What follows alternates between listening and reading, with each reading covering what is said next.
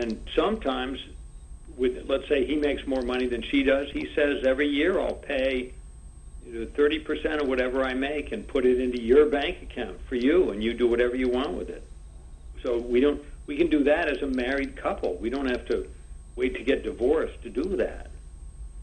So those are a couple of good examples of specifically how marital mediation works. And therapists love it because therapists become very attached to their couples, but when they get approached to the legal world, they get nervous because nothing against lawyers. Wally's a lawyer, I'm a lawyer, but all your listeners know lawyers love to argue. They love to say, well, what if? What if you're hit by lightning on the way to the store?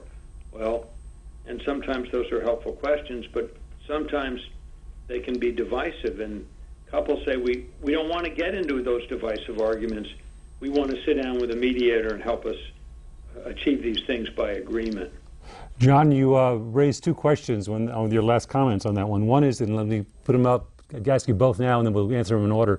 You talked a little bit about the contract, and the question I hear a lot of times is how enforceable is that contract? And the other question I wanted to ask you sort of was, and you started referring to therapy, how does marital mediation and therapy sort of differ in terms of couples therapy versus marital therapy and that one? But first, maybe you can talk a little bit about both those questions, the enforceability of the contract and how it varies. How enforceable is it?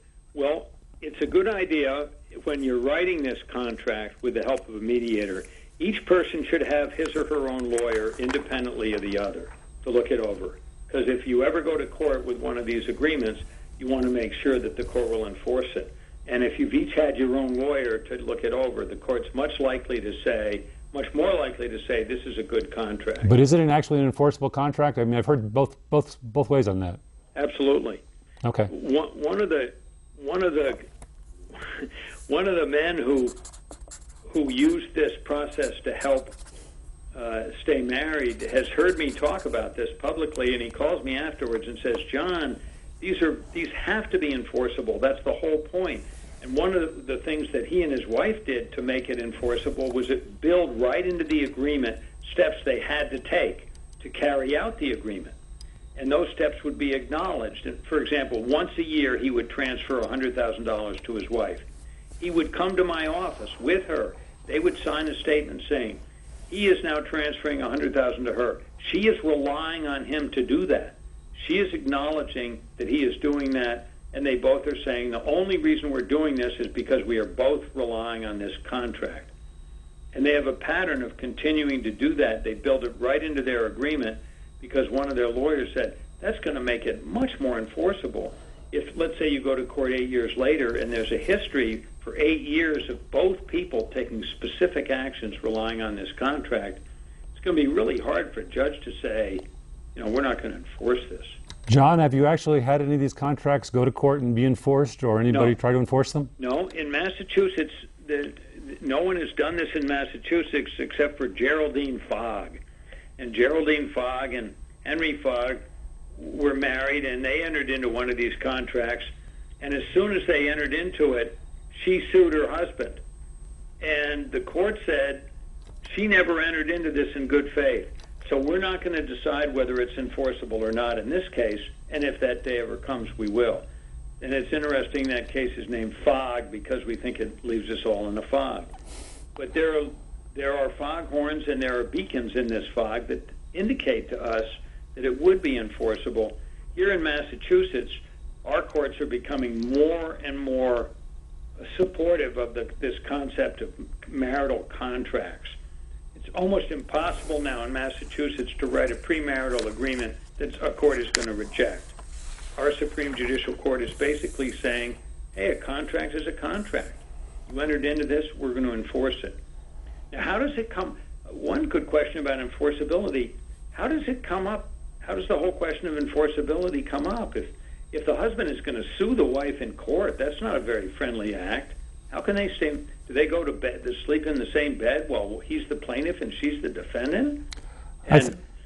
I think, John, where at least I've seen the clients come up on this one is the prenuptial agreements are constantly, I think, being tested. So I think people sort of equate prenuptial with the marital mediation agreements, and sort of it goes into that aspect of thinking the enforceability of one means the enforceability of the other. Exactly. And you picture a case where the couple says, if we ever get divorced, this is what we want to do, and they decide to get divorced, and they submit the postmarital agreement, and one of them says, oh, that's a ridiculous agreement, I think a court would say, well, let's take a look at it. And if you had your own lawyer, and if it's fair on its face, and there was total disclosure, this is a perfectly valid agreement. We don't see any reason not to enforce it. It's interesting because it was my wife's idea that I start doing this after I'd been mediating for 20 years. And I was telling her mediation is such a powerful process. I have all these clients who say, we're talking to each other better now than we ever did. I've never had a chance to tell my husband what I really wanted before. Now, if only we had done this 10 years earlier, we wouldn't be getting divorced. So she said to me, why don't you start using mediation to help people stay married? And my instant reaction was, you can't do that. In the common law, the husband and the wife are the same person. You can't contract with yourself. In fact, there's a Supreme Court case which says in the common law, the husband and the wife were one, and the one was the man. Well, that law has changed a lot now, and I think we have a lot of instances now where the courts are treating the husband and the wife as distinct legal entities. And I talked to a lot of lawyers and judges about this back in 1999 when I started doing this, and they all said, we don't see any reason why you can't do this. Why can't husbands and wives contract with each other? In fact, we have a statute in Massachusetts that specifically says a wife can enter into contracts on her own, including with her husband. I think that what's interesting on this, and I found in my practice at least, is that couples would come in wanting to get a divorce and didn't think that there were any other alternatives. And very often, as I don't know if you found, I'm sure you found in your mediation practice as well, that one couple wants, one of the husband or one of the spouses wants to get divorced, the other one doesn't. And I was able to say, well, let's try marital mediation, see if we can fine-tune this and help that. So it really gave people another alternative, someone short of the divorce. And a lot of, I think, marriages were saved that didn't necessarily have to go to the divorce process. I hope a lot of people are listening and heard that comment of yours. It's a great comment. Half the couples who come to get divorced are in the same place, are in that place you described. One of them wants a divorce and the other one doesn't. And the couple that built that system of self-enforcement into their agreement came to me to get divorced. And Money Magazine in March of 1999 wrote an article about me using mediation to help people stay married, and it's on a plaque on the wall of my office. The man went to the bathroom. The wife read that article while he was in the bathroom, and when he came back in the room, she said, hey, Sam, this guy will help us stay married if we want to.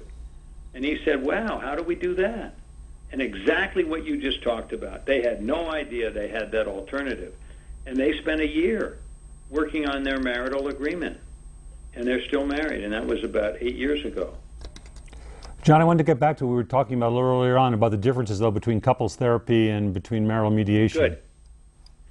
Well, the main difference between mediation and therapy is that you're talking about the future.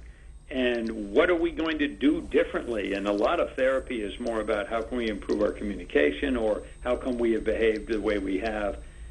Mediation is, sure, there's a feeling component to it, but it's the main purpose of people coming to me is to achieve a written agreement that changes the terms, either of defines the terms of their divorce or creates new terms for their marriage, which is very different from therapy.